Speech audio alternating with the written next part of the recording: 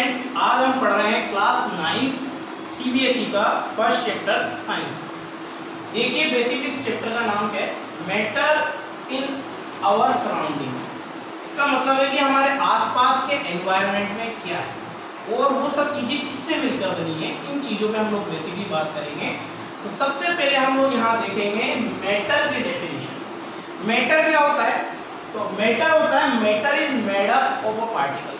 Basically आप लोग देखिए मेरे पास एक मार्कर है, ये मार्कर भी एक छोटे छोटे पार्टिकल से मिलकर बना हुआ है। ये एक स्टूल, हम लोग ये मार्कर और एक डस्टर ले लेते हैं, ये सब किससे मिलकर बने हुए हैं, ये छोटे छोटे पार्टिकल से मिलकर बने हुए हैं। तो मैटर क्या होता है, बेसिकली मैटर का मतलब है कोई भी ऐसा पार्टिकल या कोई भी ऐसा ऑब्जेक्ट जो छोटे छोटे से पार्टिकल से मिलकर बना हो, तो वो क्या कहलाता है, हमारा मैटर।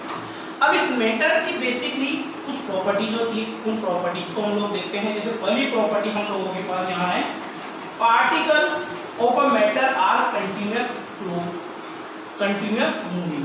पार्टिकल है जो कंटिन्यूअस क्या होते हैं, मूविंग कंडीशन में होते हैं। हम लोगों ने बहुत सी बार देखा होगा, आप लोगों ने किसी खिड़की या विंडो के पास में आपने देखा होगा, अगर वहां पर कोई छोटा सा होल होता है तो वहां से आपको सनलाइट के पार्टिकल्स मूविंग होते हुए नजर आते हैं। दूसरा एग्जांपल हम लोग इसका लेते हैं, particles of a matter have space between. In particles के बीच में क्या होता है, इन पार्टिकल्स के बीच में स्पेस होता है। जैसे कि आप लोग देखिए कि ये मार्कर है, तो ये मार्कर किससे मिलके बना हुआ है, छोटे छोटे पार्टिकल से मिलके बना हुआ है। तो यहाँ पे कोई भी जो मैटर होता है वो बेसिकली किससे मिलके बना होता है, पार्टिकल से। तो पार्टिकल एक तो कंटिन्यूअस मूविंग करते हैं, दूसरा इन पार्टिकल्स के बीच में क्या होता है, स्पेस होता है। थर्ड प्रॉपर्टी हम लोग देखते हैं, particle of matter attract each other. और ये पार्टिकल एक दूसरे को अपनी ओर अट्रैक्ट करते हैं। ये पार्टिकल क्या करते हैं, अपनी ओर एक दूसरे को अट्रैक्ट करते हैं। एक एग्जांपल और लेते हैं हम लोग। फॉर एग्जांपल आप मानिए कि यहाँ ये एक मेरे पास बोर्ड है और इसके अंदर वाटर फिलअप है, ये वाटर फिलअप है। अब इस वाटर को हम लोग देखते हैं, ये तीनों प्रॉपर्टी यहाँ पे हम लोग अप्लाई करते हैं। आप इस वाटर के अंदर ऐसा रहे, पोर्ट के अंदर आपने वाटर लिया और अब आप एक टॉर्च इस पोर्ट के ऊपर ऐसे जला के देखिए, तो आपको देखने को मिलेगा, आपको छोटे छोटे से पार्टिकल है ना, वो मूविंग करते हुए नजर आएंगे। तो इससे हमारा दूसरा जो पहला जो पॉइंट था वो क्लियर हो गया कि कोई भी मैटर हो जिसके अंदर पार्टिकल क्या होते हैं, आपस में मूविंग करते हुए होते हैं। दूसरा हम लोग लेते हैं पार्टिकल ऑफ मैटर, मतलब मैटर के अंदर जो पार्टिकल होते हैं उनके बीच में स्पेस होता है। आप लोग सेम इसी एग्जांपल से देखिए, यहाँ पे आपने फोर्ट में पानी लिया, आप टॉर्च से जब जला के देखेंगे तो आपको पार्टिकल एक तो मूविंग करते हुए नजर आएंगे और उनके बीच में स्पेस भी दिखेगा आपको। थर्ड पॉइंट हम लेते हैं यहाँ पे, particle of a moving, particles of a matter attract each other. और ये पार्टिकल एक दूसरे को, यहाँ पे क्या होगा, कोई पार्टिकल दूर जा रहा होगा, कोई पार्टिकल पास आ रहा होगा, मतलब इससे हमें कंफर्म हो रहा है कि यहाँ पे पार्टिकल क्या हो रहे हैं, एक दूसरे को अट्रैक्ट कर रहे हैं या फिर रिपल कर रहे हैं। अब उसके बाद हम लोग देखते हैं कि state of a matter. Matter की बेसिकली 3 स्टेट होती है, सभी बच्चे जानते हैं, सॉलिड, लिक्विड और गैस। मैटर की बेसिकली 3 स्टेट होती है, सॉलिड, लिक्विड, गैस। अब हम लोग इन तीनों को यहाँ पे बाय डिफरेंस के साथ में यहाँ पे डिफरेंशिएट करते हैं। कैसे करेंगे, यहाँ पे हम लोग सॉलिड, लिक्विड और गैस। आप सभी बच्चे जानते हैं कि सॉलिड की जो शेप होती है वो कैसी होती है, वो बिल्कुल डेफिनेट होती है। जैसे कि फॉर एग्जांपल मेरे पास ये मार्कर है, आप लोग देखिए इसकी शेप बिल्कुल फिक्स है।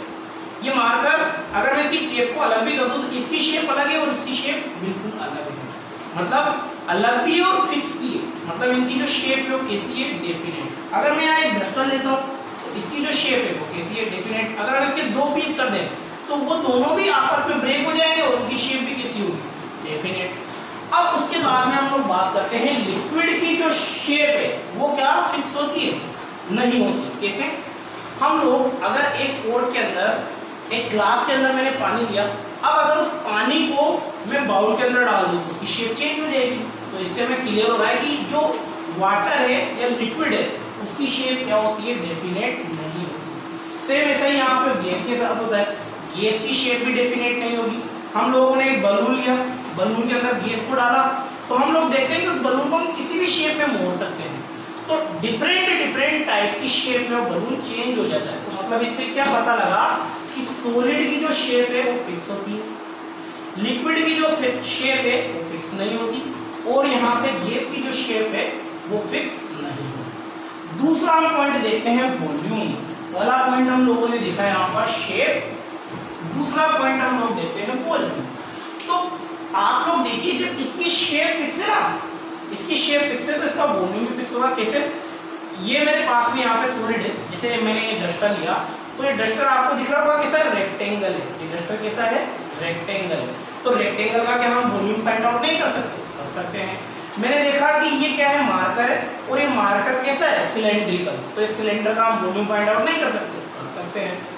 अब हम देखते हैं कि यहाँ पे लिक्विड का भी वॉल्यूम फिक्स होता है, तो चेक करते हैं। फॉर एग्जाम्पल आप मान लीजिए कि मैंने यहाँ पे एक ग्लास के अंदर एक पानी दिया। अब उस पानी को मैं क्या मेजर नहीं कर सकता? मेजर कर सकते हैं हम लोग उसको। जैसे घर पे, हमारे घर पे दूध वाला दूध देने आता है तो हम उस टाइम पे उससे बोलते हैं 1 लीटर दूध देना भैया। तो उस लीटर वर्ड से हमें क्या पता लग रहा है कि यहाँ पे हम लोग क्या कर सकते हैं? लिक्विड का भी वॉल्यूम डिफाइन कर सकते हैं। सॉलिड की शेप फिक्स होती है, लिक्विड की शेप फिक्स नहीं होती, गैस की शेप फिक्स नहीं होती। वॉल्यूम, सॉलिड का वॉल्यूम फिक्स होता है, लिक्विड का वॉल्यूम भी फिक्स होता है, पर यहाँ पे गैस का जो वॉल्यूम है वो फिक्स नहीं होता, क्योंकि गैस को हम लोग कलेक्ट नहीं कर सकते। आप लोग जैसे यहाँ एनवायरनमेंट में भी गैस है, तो मैं इसको कैसे कैचअप करूँगा? देखो यहाँ पे एक वर्ड पे ध्यान देना, सॉलिड का वॉल्यूम डेफिनेट है, मतलब उसका जो वॉल्यूम है वो पहले से फिक्स होता है। पर यहाँ पे लिक्विड का जो वॉल्यूम है फिक्स्ड है। फिक्स्ड और डेफिनेट में दोनों में थोड़ा सा डिफरेंस है। देखो सॉलिड, इसका यहाँ पे जो वॉल्यूम है वो हम लोग डिफाइन कर सकते हैं फॉर्मूलाज के बेस पे, जैसे रेक्टेंगल का फॉर्मूला क्या होता है, सिलेंडर का फॉर्मूला क्या होता है। पर यहाँ पे लिक्विड की शेप धीरे धीरे चेंज होती है, तो हम उस शेप के अकॉर्डिंग उसका वॉल्यूम फाइंड आउट कर सकते हैं। पर गैस को हम लोग कैचअप नहीं कर सकते, इसलिए हम लोग उसका वॉल्यूम फाइंड आउट नहीं कर सकते। तो आप लोग ऐसे याद रखेंगे, solid shape fix, liquid shape fix नहीं होगी और गैस की शेप फिक्स नहीं होगी। सॉलिड का वॉल्यूम डिफाइंड होगा, लिक्विड का वॉल्यूम हम लोग फाइंड आउट कर सकते हैं, गैस का वॉल्यूम फाइंड आउट नहीं कर सकते। उसके अलावा सॉलिड डू नॉट फ्लो। मेरे पास में सॉलिड एक मार्कर है और ये मेरे पास में यहाँ पे डस्टर है, क्या ये डस्टर चल सकता है? ये मूवमेंट करेगा? नहीं। जबकि हम लोग लिक्विड के अंदर देखते हैं, मेरे पास में यहाँ पे पानी, एक पोट के अंदर, ग्लास के अंदर एक पानी है। अगर मैं उसे जमीन पे, फर्श के ऊपर गिरा देता हूँ तो वो मूवमेंट करेगा, वो फ्लो हो सकता है। और गैस तो आप लोग जानते हैं, फ्लो होती है, सभी जगह गैस है वो फ्लो हो रही है। ठीक है दोस्तों, तो सॉलिड फ्लो नहीं हो सकता, लिक्विड फ्लो हो सकता है, गैस फ्लो हो सकती है। उसके बाद में हम फोर्थ पॉइंट देखते हैं, पार्टिकल्स आर क्लोजली पैक्ड। इस सॉलिड के जितने भी पार्टिकल है, ये सॉलिड किससे मिलकर बना हुआ है? छोटे छोटे पार्टिकल्स है। ये सॉलिड किससे मिलकर बना? छोटे छोटे पार्टिकल्स है। तो ये जो पार्टिकल है पैक्ड होते हैं, बिल्कुल पैक्ड है, ये आपस में एक दूसरे के साथ चिपके हुए हैं, अटैच है बिल्कुल। जबकि लिक्विड में क्या होता है? लिक्विड के अंदर जो पार्टिकल होते हैं वो इतने ज्यादा लूजली पैक्ड नहीं होते। जैसे वाटर है, अब वाटर के अंदर मैंने आपको एक प्रैक्टिकल से बताया था कि यहाँ पे अगर हम टॉर्च जला के देखें तो जो पार्टिकल है वो हमें मूवमेंट करते हुए नजर आएंगे। मतलब यहाँ पे जो पार्टिकल है वो पैक्ड तो है पर वो इतने क्लोजली पैक्ड नहीं है। जबकि यहाँ पे गैस के अंदर जो पार्टिकल होते हैं वो तो बहुत ही ज्यादा फ्री कंडीशन में होता है। अभी एनवायरनमेंट में गैस है तो आप लोग देखेंगे, क्या देखेंगे कि पार्टिकल इधर से उधर मूवमेंट करते रहेंगे। जैसे फॉर एग्जांपल हमारे पास बलून है और बलून के अंदर हम लोगों ने एयर फिलअप कर रखा है, और अगर कोई बच्चा उस बलून को पिन से फोड़ दे, मान लो उसे बलून को हम लोग फोड़ दे, तो उसके अंदर जो एयर थी उसके जो पार्टिकल है वो इधर उधर उड़ जाएंगे। उसके बाद में हम लोग देखते हैं यहाँ पे हमारा कंप्रेसिबल। देखो सॉलिड इनकंप्रेसिबल होता है, लिक्विड लिटिल कंप्रेसिबल होता है और गैस हाईली कंप्रेसिबल होती है। बहुत अच्छा एग्जांपल है। मेरे पास में डस्टर है, देखो मैं बार बार एक ही ऑब्जेक्ट से आप लोगों को सारे एग्जांपल दे रहा हूँ। जैसे फॉर एग्जांपल मेरे पास एक डस्टर है, तो इस डस्टर को अगर मैं कंप्रेस करना चाहूँ तो क्या कंप्रेस होगा? नहीं होगा। जबकि लिक्विड में हम लोग क्या कर सकते हैं? लिक्विड को हम थोड़ा कंप्रेस कर सकते हैं। आप बैलून का एग्जांपल लो, होली के टाइम में हम लोग पानी के बैलून्स को बनाते हैं, तो उसमें हम लोग पानी जितना हो उसकी कैपेसिटी होती है उतना पानी उसके अंदर फिलअप कर देते हैं। मतलब यहाँ पे पानी को कंप्रेस किया जा सकता है। वो सी बार बच्चों की आदत होती है पानी से मतलब घर में हम लोग बालकनी में जब पानी का छिड़काव करते हैं तो पानी के पाइप को आगे से दबा देते हैं। मतलब हमने पानी को रोक लिया, मतलब हमने वहां पे पानी को कंप्रेस कर दिया। ऐसे ही यहाँ पे हम लोग देखेंगे गैस के अंदर कंप्रेस करने की जो प्रॉपर्टी क्या होती है। हमारे घरों में, सभी के घरों में सिलेंडर होता है। आप देखिए उस सिलेंडर के अंदर गैस कैसे आती है, कंप्रेस होकर तो आती है बच्चों। वो जो गैस है उस सिलेंडर के अंदर कंप्रेस होकर आती है, ठीक है। तो अब इनके एग्जांपल देखते हैं हम लोग। सॉलिड का मैं आपको डस्टर, चेयर, ये सभी चीजें बताई थी। लिक्विड का एग्जांपल वाटर मिल्क ले सकते हैं, और गैस का एग्जांपल एयर और ऑक्सीजन। तो इस तरीके से आप लोगों ने देखा कि सबसे पहले हम बात करते हैं, दोबारा एक छोटा सा क्विक रिवीजन करते हैं कि मैटर क्या होता है। मैटर छोटे छोटे से पार्टिकल से मिलकर बना होता है, और ये सभी पार्टिकल हमेशा मूवमेंट में रहते हैं, मूविंग कंडीशन में रहते हैं। दूसरी प्रॉपर्टी हमने पढ़ी थी कि ये आपस में एक दूसरे को अट्रैक्ट करते हैं, और इनके जो पार्टिकल होते हैं उनके बीच में स्पेस होता है। तो ये तो हो गई मैटर की डेफिनेशन और उसकी प्रॉपर्टी। सॉलिड, लिक्विड, गैस, इसकी तीन यहाँ पे मैटर की स्टेट्स होती है। इन तीनों के बारे में हमने देखा कि सॉलिड की जो शेप है वो फिक्स होती है, लिक्विड की किसी भी शेप फिक्स नहीं होती, गैस की भी शेप फिक्स नहीं होती। सॉलिड का वॉल्यूम फिक्स, लिक्विड का वॉल्यूम फिक्स, और गैस का वॉल्यूम फिक्स नहीं होता। उसके बाद हमने देखा कि इनके पार्टिकल, सॉलिड के पार्टिकल के बीच में स्पेस कम होता है, बहुत कम होता है। गैस में थोड़ा ज्यादा होता है, और लिक्विड में थोड़ा कम होता है। उसके बाद में हमने यहाँ पे एक और प्रॉपर्टी देखी थी। यहाँ पे सॉलिड के अंदर जो यहाँ पे फोर्स ऑफ अट्रैक्शन, एक और पॉइंट मैं आपको बता देता हूँ, फोर्स ऑफ अट्रैक्शन भी एक पॉइंट है यहाँ पे। सॉलिड के अंदर जो दो पार्टिकल होते हैं उनके बीच में फोर्स ऑफ अट्रैक्शन सबसे ज्यादा होता है, क्योंकि वो आपस में एक दूसरे को खींचे हुए होते हैं, एक दूसरे को पैक्ड करके रखते हैं। जबकि लिक्विड में फोर्स ऑफ अट्रैक्शन थोड़ा कम होता है, इसलिए दूर होते हैं। जबकि गैस के अंदर फोर्स ऑफ अट्रैक्शन बहुत ही ज्यादा, मतलब उसके अंदर जो दोनों पार्टिकल को खींचने की जो कैपेसिटी होती है बहुत कम होती है, तो वो दोनों पार्टिकल दूर होते हैं। तो इस तरीके से हमने सॉलिड, लिक्विड, गैस के ऊपर कुछ पॉइंट्स के ऊपर बात करी, और उनके एग्जांपल्स भी देखे। अब हम उसके बाद में बात करते हैं change of state of a matter, कि यहाँ पे जो मैटर है, यहाँ पे जो मैटर है सॉलिड, लिक्विड, गैस, ये चेंज कैसे होते हैं। तो इनका चेंज होने के तरीके के लिए दो इफेक्ट बहुत ज्यादा जरूरी होते हैं। पहला तो है effect of change in temperature, temperature का चेंज होना। दूसरा है effect of change of pressure, pressure का चेंज होना। अब यहाँ पे टेम्परेचर की भी दो फिनोमेना होते हैं, एक तो टेम्परेचर इंक्रीज हो सकता है और एक टेम्परेचर डिक्रीज हो सकता है। तो टेम्परेचर इंक्रीज होगा तब क्या होगा, तो टेम्परेचर डिक्रीज होगा तब क्या होगा। तो पहले हम टेम्परेचर के पॉइंट देखते हैं, बाद में प्रेशर के पॉइंट देखेंगे। फॉर एग्जांपल अपन बहुत अच्छा सा एक एग्जांपल लेते हैं, जैसे कि फॉर एग्जांपल मेरे पास में सॉलिड है, एक आइस का पीस। अगर मैं इसको फ्रीजर से बाहर निकालूं आइस के पीस को, तो थोड़े टाइम बाद ये क्या होगा, मेल्ट हो जाएगा, वाटर में कन्वर्ट हो जाएगा। और अगर मैं इस वाटर को सनलाइट पे रखूं, तो ये वाटर किस में कन्वर्ट हो जाएगा, ये यहाँ पे वेपर में कन्वर्ट हो जाएगा। ये तो मेरे पास आइस है, इस आइस को मैंने आइस बॉक्स से निकाला, तो बाहर रख दिया, तो वाटर में कन्वर्ट हो गया। और वाटर को अगर मैंने सनलाइट में रखा 2, 3, 4 घंटे तक, तो ये वाटर धीरे धीरे वेपराइजेशन होने लगेगा। तो अब इस फिनोमेना को हम लोग देखते हैं यहाँ पे। पर देखो आप एक चीज नोटिस करो, टेम्परेचर इंक्रीज हो रहा है। आइस वो कूलिंग कंडीशन में था, टेम्परेचर इंक्रीज हुआ तो किसमें कन्वर्ट हुआ, वाटर में।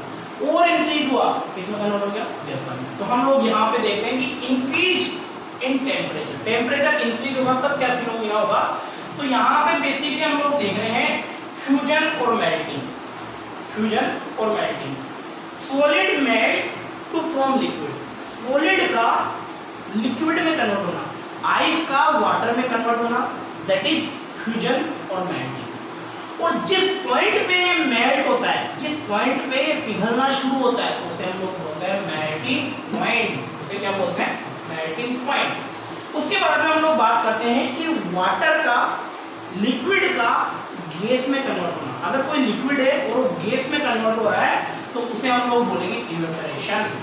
लिक्विड का स्टीम में कन्वर्ट होना है, वेपर में कन्वर्ट होना क्या हो जाएगा, इवेपोरेशन। और जिस टेम्परेचर पे, जिस पॉइंट पे वो गैस में कन्वर्ट होगा, तो उसे हम लोग बोलेंगे यहाँ पे बॉइलिंग पॉइंट। समझ में आया दोस्तों। तो सबसे पहले दोबारा रिवाइज करते हैं हम लोग कि सॉलिड का लिक्विड में बदलना, मेल्टिंग या फ्यूजन, और लिक्विड का गैस में बदलना, इवेपोरेशन।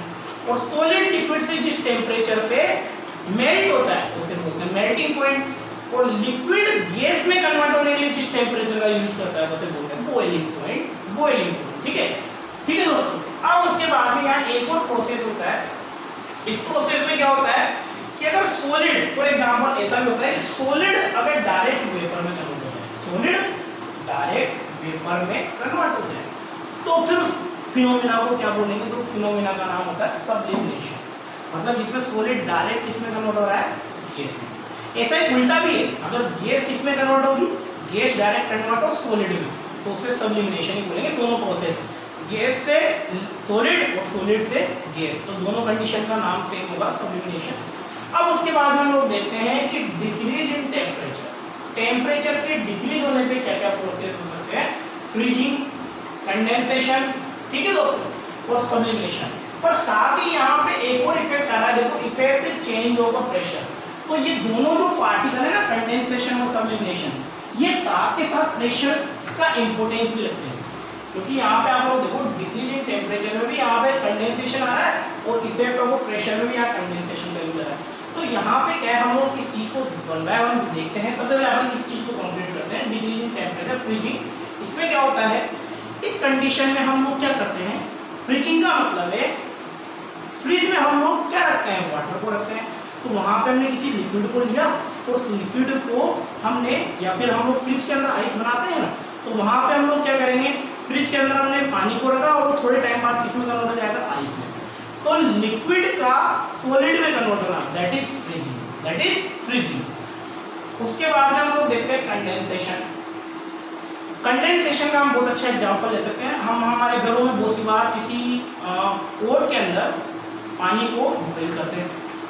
अब बॉइल करना हम उसे बंद कर देते हैं और थोड़े टाइम बाद उस पर एक प्लेट रख देते हैं। तो प्लेट को हम लोग जैसे रखेंगे और थोड़े टाइम बाद हम देखेंगे तो उस प्लेट के ऊपर हमने देखा कि क्या हो रहा है। उस प्लेट के ऊपर हमने देखा कि वहां पे वाटर की ड्रॉप्स मिलेगी, वहां पे हमें वाटर की छोटी छोटी सी बूंद मिलेगी। क्यों हुआ ऐसा?